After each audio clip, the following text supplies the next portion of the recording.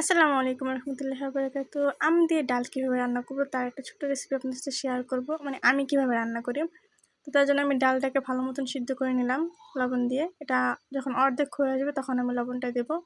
তারপর কড়াই থেকে নামিয়ে পাতিলায় নিয়ে নিচ্ছি, আর পাতিলাটা নিয়ে ভালো মতন গোটা দিয়ে নিচ্ছি। এখানে 4-5টা কাঁচামরিচ দিলাম, 1 চামচ হলুদ দিলাম, দিয়ে এটাকে ভালো মতন বলক করে নিতেছি। আর এখানে কিন্তু আমি গরম পানি অ্যাড করছি পরবর্তীতে, কারণ এটা হচ্ছে শুধু ডাল। আর আমটাকে আমি হলুদ দিয়ে পানি দিয়ে ভিজিয়ে রাখছিলাম যাতে আমের কালারটা নষ্ট না হয়, কালো না হয়। এবার আমটা ভালো মতন সিদ্ধ হবে ডালের সাথে, আবার বলক টলক হবে। তার জন্য আমি পাশাপাশি আবার বাগারের জন্য পেঁয়াজ রসুন বেশি করে দিচ্ছি। আপনাদের ঘরে পাঁচফোড়ন থাকলে পাঁচফোড়ন দিয়েও বাগার দিতে পারেন, ওটা আরও বেশি মজা লাগে। কিন্তু রুমে তখন পাঁচফোড়ন ছিল না, তাই আমি এভাবে বাগার দিয়ে নিচ্ছি।